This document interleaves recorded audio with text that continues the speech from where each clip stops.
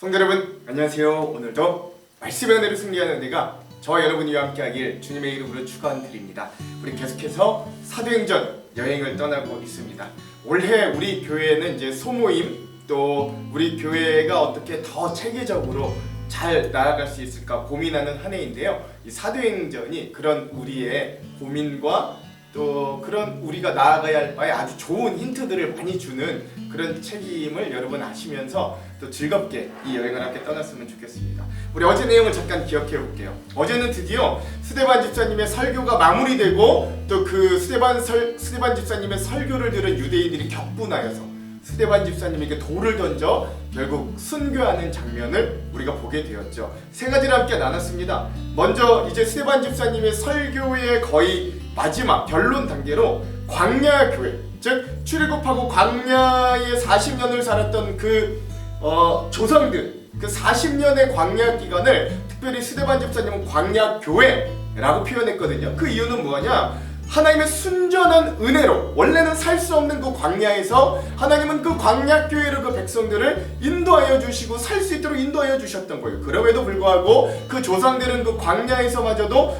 불순종의 죄를 지었던, 그래서 금송아지를 만들고 일월 성신을 섬기고 뭐 토성신인 뭐 레판신이라든가 또 자기 자녀들을 바치는 몰렉신이라든가 이런 극악한 우상 숭배를 했던 이런 조상들의 죄를 지적하면서 너희도 마찬가지, 지금 너희 유대인들도 그런 죄 가운데 있다라고 하는 걸 지적하는, 마지막도 이 스데반 집사를 지금 죄목으로 짓고 있던 이 성전 모독죄, 즉 지금 너희가 예루살렘 성전이 전체인 것 같이, 너희의 신앙의 마치 중심인 것 같이, 그래서 하나님이 이 안에만 갇혀 계신 듯이 신앙생활하지만 사실 하나님은 한 번도 이곳에 매인 적이 없으셨고, 하나님이 이 성전을 원하신 적도 없으셨고, 하나님은 오히려 온 세계 만물을 다 지으신 분이기 때문에 그 하나님을 이 성전에서 너희가 만날 수는 있어도 그 하나님을 여기에 가둬둬서는 안 된다 라고 하는 것들을 지적해 주는, 즉 이 성전이 무너지든 말든 사실 그건 신앙생활에 중요한 게 아니다 라고 하는 거죠. 그래서 너희가 항상 성령을 거스르다, 너희가 항상 성령을 거스른다, 너희의 조상들과 마찬가지로 너희도 역시 예수 그리스도를 죽인 사람들, 성령을 거스르는 사람들이다 라고 직격탄을 날리자 이 말을 들은 사람들이 결국 분노, 마음의 양심에 찔림은 받았으나 귀를 막고 소리를 지르고 분노하며 스데반 집사님에게 돌을 던져서 결국 스데반 집사님이 순교하게 되는 장면을 보게 되지만, 그러나 놀라운 장면은 그런 엄청난 이 소동이 있는 장면 가운데서도 스데반 집사님은 하늘이 열리고 하나님이 보좌로 자기를 예비하고 맞아주시는 장면을 환상 가운데 보게 돼요. 또 돌에 맞아 죽어가면서도 하나님께 이들을 용서해달라고, 이들의 죄를 하나님 이들에게 돌리지 말아달라고 끝까지 정말 그리스도인의 향기를 내뿜는 그런 놀라운 죽음의 장면. 그리고 또 하나 중요한 건 이 스데반 집사님의 순교의 장면에 드디어 후반, 이제 사도행전의 후반에 등장할 놀라운 주인공인 아직 바울이 되기 전 사울의 모습도 등장했다는 것, 우리가 이것을 한번 좀 기억해 볼 필요가 있죠. 자, 이렇게 우리가 이 스데반 집사님의 긴 설교와 순교의 모습을, 그래서 우리가 어제 한 3시간에 걸쳐서 7장의 내용을 함께 여행했습니다. 자, 오늘은 이제 거기에 이어서 오늘 사도행전 8-1의 시간을 함께 가지려고 합니다. 예루살렘에서 증거된 복음 17번째 시간이고요. 분량은 8장의 전반부인 8장 1절에서 8절까지 짧은 구간이지만 이 부분을 오늘 우리가 함께 읽으려고 해요. 제목을 짓자면 흩으시는 하나님의 뜻이라고 지어 보았습니다. 그러니까 원래 흩은다, 이렇게 원래 모이고 잘되고 부흥하고 이런 게 우리에겐 좋은 의미고, 흩어진다 뭐 이런 건 좀 약간 부정적인 의미가 있으나 그러나 하나님이 그 흩으심에도 뜻이 있다, 이런 표현이겠지요.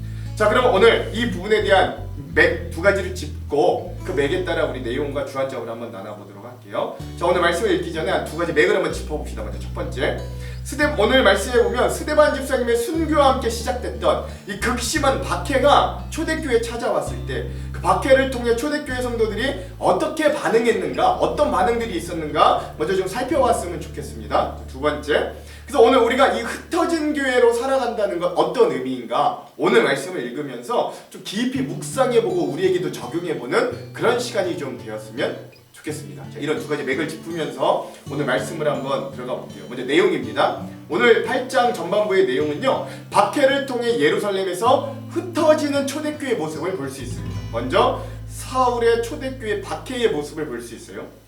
사울은 스데반이 죽임당한 것을 마땅하게 여겼다. 그날의 예루살렘 교회에 큰 박해가 일어났다. 그래서 사도들 외에는 모두 유대 지방과 사마리아 지방으로 흩어졌다. 경건한 사람들이 스데반을 장사하고 그를 생각하여 몹시 통곡하였다. 그런데 사울은 교회를 없애려고 날뛰었다. 그는 집집마다 찾아 들어가서 남자나 여자나 가리지 않고 끌어내서 감옥에 넘겼다 라고 하는 것입니다. 이제 나중에 후에는 바울이 되지만 아직 바울이 되기 전 사울은 유대교 내에서 아주 떠오르는 이 신진사대부 같은 자죠. 그러니까 굉장히 유력하고 또 이 그리스도인들을 잡아 색출해서 감옥에 넘기기에 아주 열심이었던 자라는 걸 알 수 있습니다. 큰 박해가 일어나니까 첫 번째 부류의 사람들은 흩어졌고, 또 어떤 사람들은 스데반을 장사하고 몹시 통곡하는 사람들이 있었고, 또 옥에 갇히거나 직접 핍박을 받는 자들이 있었다라고 하는 것도 알 수 있죠. 이따가 우리가 주안점에서 더 깊게 나눠볼게요. 자, 이렇게 초대교회가 드디어 흩어지게 되었습니다. 그러나 흩어지게 된 것으로 인해 어떤 일들이 일어나냐면 7명의 집사 중에서 또 한 명의 집사인 빌립 집사님의 사마리아 전도가 또 일어나기 시작해요. 내용은 이렇습니다. 그런데 흩어진 사람들은 두루 돌아다니면서 말씀을 전하였다. 빌립은 사마리아 성에 내려가서 사람들에게 그리스도를 선포하였다. 무리는 빌립이 행하는 표징을 듣고 보면서 그가 하는 말에 한마음으로 귀를 기울였다. 그것은 귀신 들린 많은 사람에게서 악한 귀신들이 큰 소리를 지르며 나갔고 많은 중풍병 환자와 지체 장애인이 고침을 받았기 때문이다. 그래서 그 성에는 큰 기쁨이 넘쳤다 라고 하는 것. 꼭 흩어진 것이 무조건 이 초대교회가 망하고 안 되고 이런 결과를 가져다 준 게 아니라 흩어졌더니 복음이 예루살렘을 넘어서는 그 사마리아 지방으로 확산되는 모습을 보이더라. 이 빌립 집사님의 이 선교가 점점 더 능력이 있고 확장되더라 라고 하는 것도 우리가 알 수 있죠. 이것도 우리가 한번 일단 주안점에서 한번 나눠보도록 할게요. 자, 그럼 오늘 우리가 이 부분 사도행전 8장 전반부 핵심 구절을 한번 살펴봅시다. 두 군데인데요. 오늘 말씀 핵심 구절은 4절과 7절에서 8절입니다. 먼저 4절을 읽어볼게요. 그 흩어진 사람들이 두루 다니며 복음의 말씀을 전할세. 아멘. 7절에서 8절입니다. 많은 사람에게 붙었던 더러운 귀신이 크게 소리를 지르며 나가고 또 많은 중풍병자와 못 걷는 사람이 나으니 그 성에 큰 기쁨이 있더라. 아멘. 그래서 오늘 이 초대교회가 박해를 받아 특히 사울의 박해를 받아 흩어졌지만 그 흩어져서 오히려 더 복음의 능력이 풍성하여지고 복음이 확장되어지는 모습을 우리가 볼 수 있다. 이런 부분을 오늘 말씀 핵심 구절로 삼았다. 여러분도 잘 아실 수 있을 겁니다. 자, 그럼 오늘 이 부분에 대한 주안점 세 가지를 함께 나누고 오늘 말씀을 한번 읽어볼게요. 먼저 첫 번째, 오늘 말씀에 보면 스데반의 죽음을 통해 박해가 이 부흥하던 예루살렘 교회에 드디어 이제 심각한 박해가 찾아오게 됩니다. 그러자 잘 모이고 부흥하던 예루살렘 교회가 이 박해를 통해 흩어져 버리는 일이 발생합니다. 초대교회가 유대인들, 특별히 그들을 대표하는 유력한 청년 사울에 의해서 박해를 받자 그 박해에 대한 반응하는 한 세 가지 정도의 유형의 사람들이 등장해요. 제가 앞서서 말씀드렸지만 첫 번째 부류의 사람들은 누구냐? 모든 땅으로 흩어지는 사람들이 등장합니다. 오늘 말씀 1절, 사울은 그가 죽임을 당함을 마땅히 여기더라. 그날에 예루살렘에 있는 교회에 큰 박해가 있어 사도 외에는 다 유대와 사마리아 모든 땅으로 흩어지니라. 아멘. 그렇죠? 물론 사도들은 그래도 예루살렘에 남아 있었다라고 합니다. 이것도 좀 큰 의미가 있지만 오늘은 이거 좀 생략할게요. 그럼 왜 나머지 사람들은 다 흩어졌을까요? 박해를 피하기 위해서입니다. 그 박해란 옥에 갇히고 옥에서 모진 고초와 협박을 받고 때론 건강을 잃고 인생이 망가지는 박해입니다. 때로 그 당시는 유대교 사회였기 때문에 이 그리스도인으로서 옥에 갇히고도 박해를 받는다면 실직을 당하고 사회적으로도 매장당할 수 있는 그런 박해였을 거예요. 그래서 제가 드리려는 말씀은 이 흩어졌던 사람들은 이 박해를 피해서 그냥 신앙을 버리고 도망간 사람이다. 이 신앙이 약했다. 신앙이 없다. 그래서 우리는 그러지 말자 라고 제가 단순히 이야기하기 위해 이 첫 번째 부류의 사람을 이야기드리는 게 아닙니다. 우리가 말씀을 조금 더 깊이 우리의 이야기를 비추어 보자면 이 흩어진 사람들은 때로는 우리의 자화상이 될 수도 있다는 거예요. 물론 안락하게 살고 싶어하는 우리의 모습이 흩어진 이들의 모습이 될 수도 있고, 무엇을 먹을까, 무엇을 입을까, 시집가고 장가가고 그러기 위해 번듯한 직장을 가지기 위해 오늘 노력하는 우리의 모습이기도 합니다. 옳지 못한 줄 알며 자리를 지키기 위해 타협해야 하는, 불의 앞에 행동하라고 배웠건만 실제로는 침묵하는 연약한 우리의 모습이 오늘 우리 현실 앞에 우리가 또 도망하는, 흩어지는, 믿음으로 흩어지는 우리의 모습이 분명히 그 가운데 있을 수도 있어요. 그런데 여러분, 우리가 기억해야 될 건 이런 흩어짐에도 하나님의 역사는 예비되어 있고 그 뜻이 분명하다라는 걸 우리가 잊어서는 안 된다. 첫 번째 무리의 사람들이 흩어지는 사람들이었고, 하나님이 이 흩어짐을 통해 어떤 일을 이루어 주시는가는 한번 끝까지 보자라고 하는 거예요. 자, 두 번째 무리의 사람들은 2절에 나오는데요. 2절에 또 이런 사람들이 나와요. 경건한 사람들이 스데반을 장사하고 위하여 크게 울더라. 아멘. 그러니까 두 번째 무리의 사람들은 경건한 사람들이었습니다. 이 사람들이 누군지는 정확히 알 수 없으나, 하지만 이들이 그리스도인들은 아닌 건 분명해요. 다만 예수님의 가르침에 호의를 가졌거나 스데반의 죽음에 감명을 받았던 일부 유대인들을 말했던 것 같습니다. 오늘 본문이 굳이 이 사람들을 들춰내주는 이유는 아무런 이 박해의 순간에도 소망이 있다는 걸 놓치고 싶지 않았기 때문이었던 것 같아요. 지금 유대 사회는 증오와 적개심이 막 피어오르고 있습니다. 괜히 처신을 잘못했다가 어떤 기독교인으로 오해받아 피해당할지도 몰라요. 특별히 기독교인으로서 첫 순교를 당한 이 스데반의 죽음을 안타까워한다는 건 그렇게 오해받기 십상이에요. 그런데 이 어떤 경건한 사람들은 자신들이 기독교인이 아님에도 불구하고 직접 나서서 이 스데반을 장사하고 그의 죽음을 애도해요. 죄는 미워해도 사람은 미워하지 않는다는 신념 때문인지, 혹은 어떤 사람이라도 죽음만은 가장 정중하고 존중받아야 한다는 신념 때문인지는 몰라도 어쨌든 이 경건한 사람들이라는 사람은 대단한 용기가 있고 대단한 희생이 있던 사람들이다라는 거예요. 우리 이런 사람들의 유형을 보면서 쉽게 비판하거나 정죄하는 태도를 가지면 좀 곤란해요. 그리고 박해와 큰 어려움 상황 가운데서도 하나님은 그 가운데 길을 만드시고 자신의 계획을 이루시는 분임을 잊어서는 안 됩니다. 두렵고 비참한 상황 속에서도 항상 하나님은 이러한 어떤 돌파구와 같은 사람들을 예비하여 놓으신다라는 거죠. 박해 속에서도 이처럼 광기에 빠지지 않고 사람 냄새가 나는 경건한 사람들이 존재했다는 사실을 이 말씀을 통해 읽어내면서 우리가 소망과 희망을 한번 품어보자. 여전히 우리의 삶에도 예수 안 믿어도 예수의 복음에 대해 찾는 사람들, 여전히 좋은 인격과 인품을 가지고 그렇게 귀감이 되는 삶을 사는데 이들이 또 이 예수님에 대해 관심을 가지는 경건한 자들일 수도 있고, 이런 자들이 분명히 존재한다 라고 하는 우리 소망과 희망도 있다는 거예요. 마지막 세 번째 무리의 사람들, 박해에 대응한 세 번째 사람들이 3절에 나오는데요. 3절은요, 사울이 교회를 전멸할 때 각 집에 들어가 남녀를 끌여다가 옥에 넘기니라. 아멘. 그러니까 이 마지막 세 번째 부류의 사람들은요, 옥에 넘겨진 사람들입니다. 비난과 박해에 직접적인 표적이 되어서 신앙 때문에 삶이 무너졌던 사람들이, 성경은 이 뒤에 자세한 이야기를 하진 않지만 이들이 감옥에서 겪었던 일들이 무엇일지는 우리는 충분히 짐작할 수 있어요. 스데반 집사도 죽인 사람들인데 이제 막 그 증오심과 적개심이 막 피어오르는 국면에서 그리스도인들을 인격적으로 대우해 줬을 리는 만무하잖아요. 그들은 아마 회유도 했을 거예요. 아마도 그 회유를 그러다 거부했으면 모진 고문과 죽음과 또 그와 같이 심각한 어떤 이 고통과 아픔들이 이 옥에 갇힌 그리스도인들을 기다리고 있었을 거예요. 우리 성경을 읽을 때 이런 역사적 정황을 늘 염두에 두어야 돼요. 그래야면 말씀이 말씀되고, 나 구원받았어, 그러니까 어떻게 살아도 구원은 늘 따놓은 당상이야 라고 의기양양한 자칭 자만한 의인들로 우리가 발휘되지 못한다라고 합니다. 이처럼 비난의 직접적인 표적이 된 이들은 실직하거나 건강을 상실하거나 사회적으로 매장을 당하는 일이 일어났다라고 하는 걸 알 수 있습니다.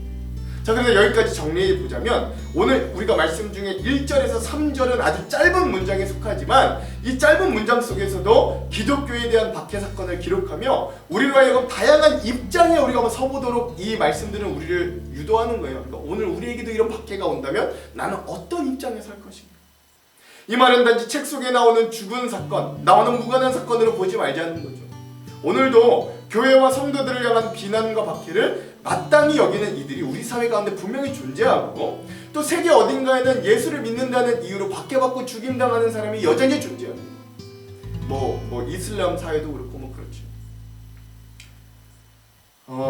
그래서 이런 세상 속에서 어떤 형태로든 우리 믿는 자들이 결단하여 하나님 앞에 서야 한다는 걸 늘 말씀드리고 싶어요. 물론 오늘 대한민국에 사는 우리 그리스도인들에게 오늘 말씀에서와 같은 삶의 직접적인 위협과 어려움이 믿는다고 해서 다가오지는 않을 겁니다. 믿는다고 하여 옥에 갇히고 사회적인 매장을 감수해야 되고 때론 삶의 터전에 쫓겨나도 도망쳐야 하는 흩어짐을 믿는다고 해서 겪지는 않을 거예요, 당장.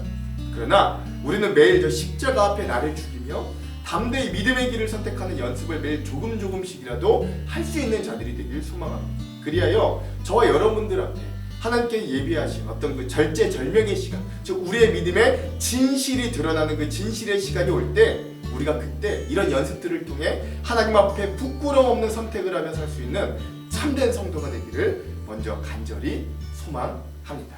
두 번째, 이렇게 폭발적으로 부흥하고 때론 공회까지 이겼던 초대교회의 첫 순교자 스데반 집사님의 일이 발생하고 드디어 대대적인 박해가 시작되었을 때 결국 초대교회는 안타깝게도 흩어지게 되었습니다.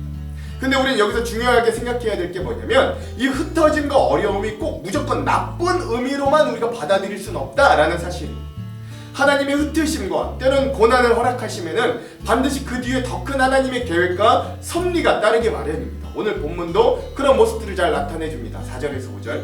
그 흩어진 사람들이 두루 다니며 복음의 말씀을 전할세 빌립이 사마리아 성에 내려가 그리스도를 백성에게 전파하니 아멘. 그러니까 사도행전 저자 누가는 이 교회가 박해를 받고 그렇게 흩어져 버렸다는 내용으로 다 끝내지 않는 거예요. 성경은 그 흩어진 사람들을 추적하고 그들이 행한 일들에 주목합니다. 왜 그럴까요? 우리가 할 일이 이제 그걸 살펴보는 것들이죠. 먼저 이 흩어짐에 대해 좀 한번 생각해 봤으면 좋겠어요. 성경에서 기억할 만한 매우 인상 깊은 흩어짐의 사건들이 몇 차례 등장합니다. 하나님은 바벨론에서 사람들을 바벨탑에서 사람들을 온 지면에 흩으셨어요. 창세기 11장 9절입니다. 그러므로 그 이름을 바벨이라 하니 이는 여호와께서 거기서 온 땅의 언어를 혼잡하게 하셨음이라 여호와께서 거기서 그들을 온 지면에 흩으셨더라. 아멘. 이 바벨탑의 흩어짐은 하나님의 징벌이었습니다. 모이는 것을 싫어하셔서가 아니에요. 그들이 모여서 도모하는 일이 하나님의 뜻을 대적하는 자신들의 유익과 목적으로 추구했기 때문에 하나님은 그들을 흩으셨다는 거예요. 또 하나님은 가나안에 정착했던 이스라엘 민족도 흩으셨어요. 열왕기상 14장 15절의 말씀. 여호와께서 이스라엘을 쳐서 물에 흔들리는 갈대같이 되게 하시고 이스라엘을 그의 조상들에게서 주신 이 좋은 땅에서 뽑아 그들을 강 너머로 흩으시리니 그들이 아세라상을 만들어 여호와를 진노하게 하셨음이니라. 아멘. 즉 이스라엘 백성마저도 흩어졌는데 이 이스라엘의 흩어짐은 이스라엘의 우상 숭배에 대한 하나님의 진노의 결과였다라는 거예요. 마지막 하나만 더 본다면 12제자도 얼마 전에 흩어졌었어요. 마태복음 26장 56절. 그러나 이렇게 된 것은 다 선지자의 글을 이루려 함이니라 하시더라. 이에 제자들이 다 예수를 버리고 도망하니라. 아멘. 즉 이 12제자들의 도망은 우연한 일에서 일어난 일이 아닌 거예요. 하나님과 무관한 것도 아닙니다. 하나님의 섭리와 계획 속에 일어난 발걸음까지 세시는 계획의 일부였어요. 즉 이 말씀들에서 보신 바와 같이 하나님은요 때론 흩으시는 분입니다. 때론 징계를 위해 때론 하나님의 뜻을 이루기 위해 흩으시는 방법도 사용하시는 분이다라는 거예요. 심지어 하나님은 박해를 통해 흩으시기를 마다하지 않으십니다. 하지만 하나님과 무관한 흩으심은 없다. 이건 기억하시기 바랍니다. 세상과 바울이 되기 전 사울은 자신들의 의지와 힘을 다해 교회를 박해하고 그들을 잔멸하려고 결단한 것으로 여겼지만 교회의 박해는 말씀의 증언이 되어진 대로 온 유대와 사마리아와의 땅에 복음이 전파되는 계기가 되었다는 거예요. 성도의 고난을 통해 하나님의 뜻을 알게 하시는 것처럼 교회의 박해를 통해 하나님은 복음의 전파의 역사를 흩어짐을 통해 전진시켜 나가셨다라는 걸 알 수 있는 거죠. 자, 그러면 하나님은 이렇게 흩으시기만 하는 분인가? 그렇지 않아요. 하나님은 때로 모으시기도 합니다. 이사야서 56장 8절. 이스라엘의 쫓겨난 자를 모으시는 주 여호와가 말하노니 내가 이미 모은 백성 외에 또 모아 그에게 속하게 하리라 하셨느니라. 아멘. 마태복음 24장 31절. 그가 큰 나팔 소리와 함께 천사들을 보내리니 그들이 그의 택하신 자들을 하늘 이 끝에서 저 끝까지 사방에서 모으리라. 아멘. 사도행전 2장 1절. 오순절날이 이미 이름에 그들이 다 같이 한 곳에 모였더니 아멘. 그러므로 하나님은 어떤 분이시냐? 흩트기도 하시고 모으기도 하시는 분입니다. 즉 흩어짐에 대한 부정적인 인식을 버리고 오늘 때론 고난을 통해 임하는 은혜, 고난의 신비를 우리가 한번 깊이 묵상해보자 라고 하는 것이에요. 왜냐하면 보통 흩어짐은 우리에게 고난과 아픔이 있을 때 일어납니다. 오늘 본문을 통해 성도에게 박해가 임하고 흩어짐이 임하는지 놀랍고 두려움이 생기는 것은 사실이지만 이 흩으심을 통한 역사하시는 하나님, 때론 모으기도 하시고 흩트기도 하시는 하나님을 알면 놀랍고 두려운 일이 아니라 하나님의 깊은 섭리와 뜻이 그곳에 있음을 우리가 비로소 알 수 있음을 인정할 수 있어야 된다 라고 하는 것도 우리가 좀 오늘 말씀을 통해 기억할 수 있어야 됩니다. 즉 하나님은 모으기만 하시는 분이 아니라 때로 흩트기도 하신다 라는 걸 인정해야 된다는 거예요. 그래서 마지막 세 번째, 자, 그러므로 이 초대교회 상황에서 지금은 흩어져야 되는 때임을 우리가 인정하면서 이 말씀을 대할 수 있어야 되는 거예요. 여러분 사도행전 전체의 핵심 구절이 사도행전 1장 7절 8절이거든요. 그 말씀을 한번 기억해 봅시다. 제가 읽어볼게요. 이르시되 때와 시기는 아버지께서 자기의 권한에 두셨으니 너희가 알 바 아니요 오직 성령이 너희에게 임하시면 너희가 권능을 받고 예루살렘과 온 유대와 사마리아와 땅끝까지 이르러 내 증인이 되리라 하시니라. 아멘. 즉 오늘 박해를 받아 흩어진 초대교회 성도들과 제자들이 무슨 일을 했느냐, 이게 중요한데 흩어진 그들은 만방으로 나가 복음을 전했습니다. 특별히 박해로 흩어져 사마리아 지방에서 능력의 전도를 행하던 빌립 집사님을 통해 복음이 사마리아 지방으로 퍼져가면서, 그러니까 온 유대를 넘어 사마리아 지방으로 퍼지면서 그 복음이 전해진 그 성에 귀신이 쫓겨나고 중한 질병이 고침을 받고 그리의 성내에 큰 기쁨이 있었다고 오늘 성경은 분명하게 증언하고 있어요. 7절 8절. 많은 사람에게 붙었던 더러운 귀신들이 크게 소리를 지르며 나가고 또 많은 중풍병자와 못 걷는 사람들이 나으니 그 성에 큰 기쁨이 있더라. 아멘. 물론 모든 흩어진 초대교회 성도들이 복음을 전했던 건 아닐 겁니다. 그럼에도 오늘 말씀이 우리에게 주는 강력한 메시지는 이 흩어짐의 고난의 신비를 기억하라 라는 것이죠. 고난과 박해, 때로 흩어짐을 통해서도 하나님은 은혜를 예비하시고 그분의 역사를 이루심을 애써 기억해야 됩니다. 그럼에도 고난과 박해 그리고 흩어짐은 참으로 우리가 쉽게 받아들이긴 너무나도 어려운 거예요. 그럼에도 불구하고 우리의 갈 길은 그 가운데 복음을 전하는 겁니다. 그러면 그 복음의 실제는 뭡니까? 하나님의 나라를 드러내는 거죠. 즉 흩어진 자리에서 편만한 고통에 공감하면서 그들의 아픔을 함께 하는 것, 그들이 할 수 있는 최선의 선을 행하는 거예요. 이 흩어진 그들의 삶, 흩어진 그곳에서 우리가 만나는 그들의 삶을 위로하고 치료하는 일에 헌신함으로 흩어진 이들은 하나님의 나라와 복음을 드러내는 일꾼들이 됩니다. 그래서 이 흩어진 자리에 큰 기쁨을 선물하는 거죠. 진리를 통해 깨어지고 흩어진 마음과 삶에 치유하고 삶의 희망과 기쁨을 전하는 일, 이게 흩어진 사람들이 전하는 복음의 실제였다라고 할 수 있습니다. 오늘 초대교회를 흩으신 하나님은 우리에게 무엇을 더 요구하신가요? 우리가 흩어진 자리에서 복음의 전파자가 되기를 기대하시는 거예요. 그래서 오늘날 우리 교회들에게 맞는 흩어짐은 무엇인가? 초대교회는 박해를 받아 흩어졌지만 우리 또한 오늘 하나님에게 우리 이 시대에 맞는, 우리 교회에 맞는 흩어짐은 무엇인가 좀 고민해 볼 필요가 있죠. 그렇게 고민하면서 우리가 교회에 모여 함께 예배하다가 삶의 현장으로 흩어질 때 그곳에서 하나님께서 기뻐하실 선을 행한 정직과 성실로 나의 직장과 일터, 사업의 자리를 채우고 그곳에서도 하나님의 뜻을 구하며 나에게 주신 자리에 최선을 다하며 살아가는 향기나는 삶의 태도가 바로 우리 흩어지는 교회의 자리임을 여러분 꼭 기억하시기 바랍니다. 또한 삶의 현장에서 만나는 모든 관계 가운데 용납과 여유, 마치 스데반 집사님처럼 사랑과 격려의 태도를 가지고 사랑을 나누는 삶의 태도가 바로 현대 흩어진 교회로 살아가는 우리의 모습이 아닐까 생각해봅니다. 복음의 전파자가 된다는 건 크게 두 가지라고 해요. 하나는 복음의 메시지를 직접 전달하는 거고, 또 한 가지는 또 하나의 복음의 삶을 우리가 살아냄으로 삶으로 증거하는 것이라고 합니다. 오늘 말씀에 따르면 흩어진 자리에 넘쳐나는 고통과 아픔을 치유하고 그 자리를 큰 기쁨의 땅으로 북돋는 것, 그게 복음을 증거하는 것이다 라고 하는 거죠. 그래서 우리는 이 각자의 일터, 가정으로 흩어짐을 명받은 사명자들입니다. 교회에서 복음과 말씀을 잘 배우고 익혀서 잘 섬기고 헌신하는 훈련을 받아서 우리가 서 있는 그 삶의 자리에 하나님의 나라를 흩어져 드러내는 사명자인 거죠. 아버지로, 어머니로, 자녀로, 때로는 사장으로, 때로는 부하 직원으로, 때로는 한 나라의 시민으로 하나님은 오늘도 우리를 파송하고 계십니다. 교회에서만 하나님 나라가 확립되어야 되는 것이 아니라 교회 밖에도 마침내는 하나님의 나라가 확립될 수 있습니다. 그래서 우리를 흩으시는 거예요. 세상으로. 그 일을 위해 하나님은 교회로 모으시고 우리를 세상으로 흩으십니다. 내 삶의 자리로 우리를 보내시고 흩으십니다. 우리의 삶의 자리를 하나님의 나라로 큰 기쁨이 충만한 땅으로 가꾸시는 우리의 삶이 됩니다. 그래서 이 일을 포기하거나 지치거나 쓰러지지 마시기를 오늘 말씀을 통해 힘을 내고 흩어져 침투할 우리의 삶의 현장에서도 하나님의 나라를 굳게 세워갈 수 있는 저와 여러분, 그런 도전을 받는 말씀 여행 되기를 주님의 이름으로 축원드립니다. 기도할게요.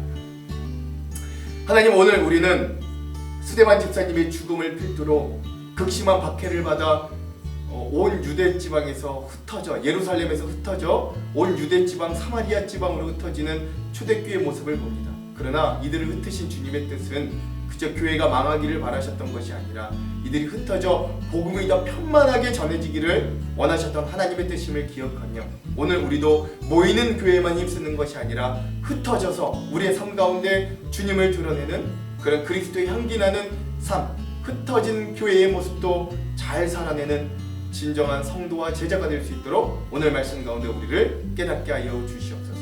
그렇게 하실 주님을 기대하며 예수님 이름으로 기도합니다. 아멘. 그럼 사랑하는 성도 여러분, 오늘 하루도 말씀으로 승리하십시오. 사랑하고 축복합니다. 화이팅! 제8장 사울은 그가 죽임당함을 마땅히 여기더라. 그날에 예루살렘에 있는 교회에 큰 박해가 있어 사도 외에는 다 유대와 사마리아 모든 땅으로 흩어지니라. 경건한 사람들이 스데반을 장사하고 위하여 크게 울더라. 사울이 교회를 참멸할새 각 집에 들어가 남녀를 끌어다가 옥에 넘기니라. 그 흩어진 사람들이 두루 다니며 복음의 말씀을 전할새 빌립이 사마리아 성에 내려가 그리스도를 백성에게 전파하니 무리가 빌립의 말도 듣고 행하는 표적도 보고 한 마음으로 그가 하는 말을 따르더라.